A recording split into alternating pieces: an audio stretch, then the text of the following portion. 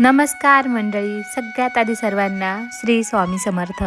तर मंडळी, आपल्याकडं अशी एक म्हण आहे, असतील शिते तर जमतील भूते.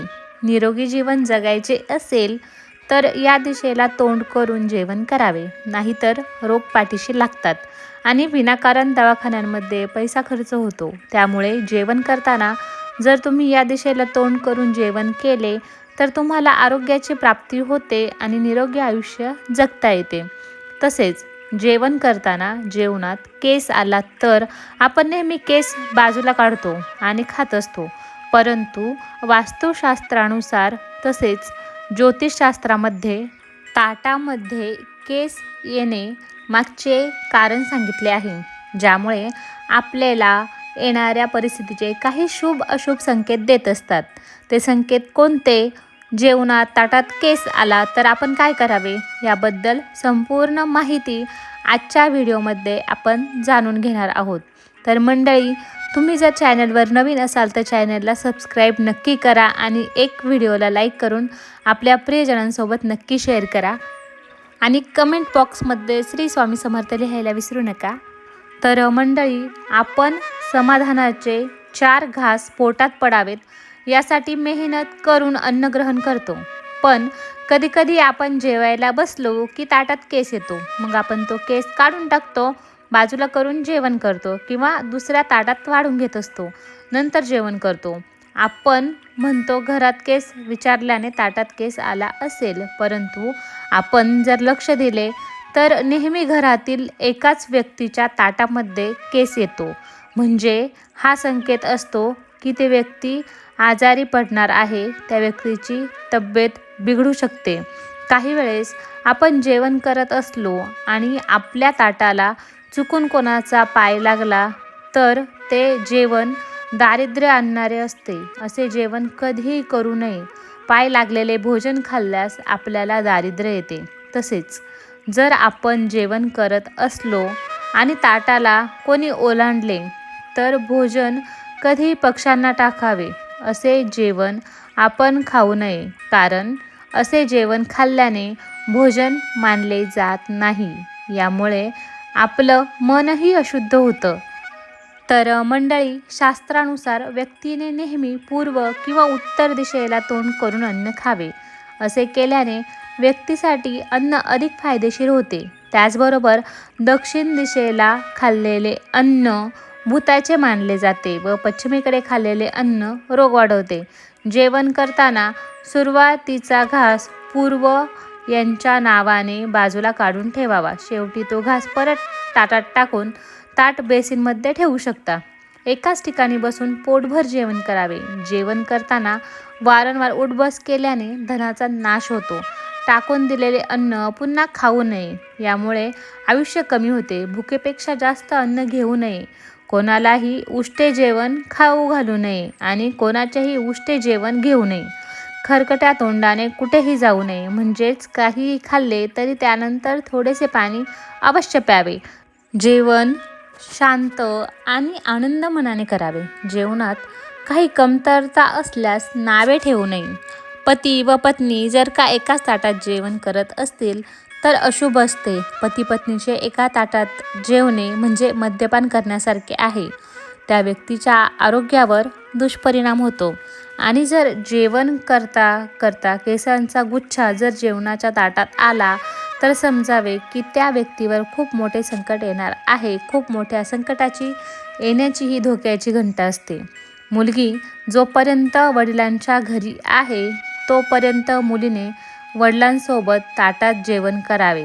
त्यामुळे पित्याचा कधीही अकाली मृत्यू होत नाही, मृत्यूपासून संरक्षण होते. म्हणूनच जोपर्यंत मुलीचे लग्न होत नाही तोपर्यंत मुलीने तिच्या पित्यासोबत बसूनच जेवण करावे. कधीही इतरांच्या वाटणीचे अन्न आपण स्वतः खाऊ नये. असे अन्न आपण स्वतः खाल्ल्यास आपल्याला दारिद्र्यता येते. जसे सुदामाने भगवान श्रीकृष्णाच्याही वाटणीचे चणे गपचूपपणे खाऊन घेतले आणि त्याला घोर दारिद्र्याचा सामना करावा लागला. आपल्या भोजनातील पशुपक्षी यांचा भाग त्यांना देऊन टाकावा, मग आपण अन्न ग्रहण करावे. त्यांच्या वाटेचे अन्न कधीही खाऊ नये.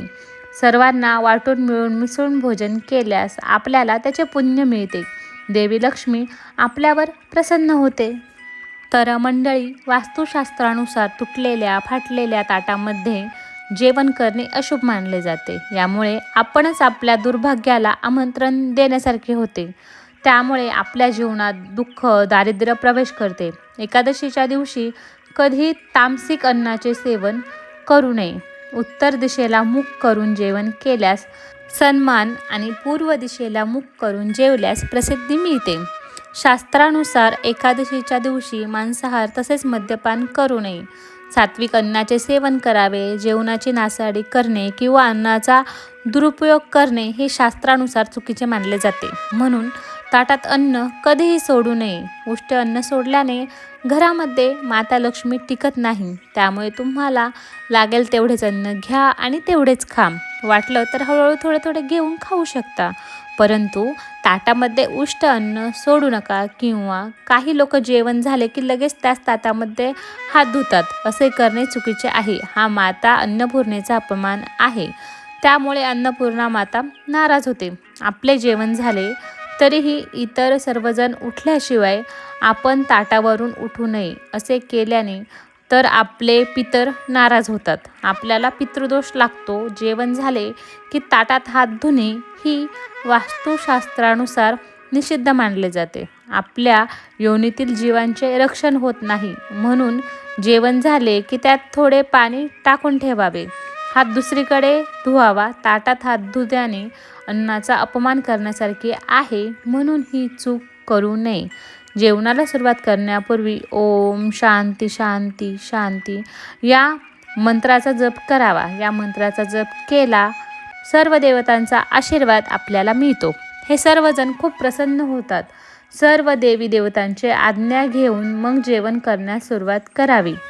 तर मंडळी, आपल्याला मंत्र येत नसेल तर जेवणाला सुरुवात करण्यापूर्वी भगवंताचे ध्यान करावे. सांगावे की हे भगवंता, तुझ्या कृपेमुळे आज पोटभर जेवण मिळत आहे. सुरुवात करावी. यामुळे भगवंताची कृपा आपल्यावर राहते. आपल्याला सुखसमृद्धी प्राप्त होते आणि आपल्यासमोर वाढलेल्या ताटाचा सदैव आदर करावा. आपल्याला सुखसमृद्धी प्राप्त होऊन अन्नधान्यात बरकत येते. जेवण करण्याला बसण्यापूर्वी सर्वात आधी भगवंताला नैवेद्य दाखवा.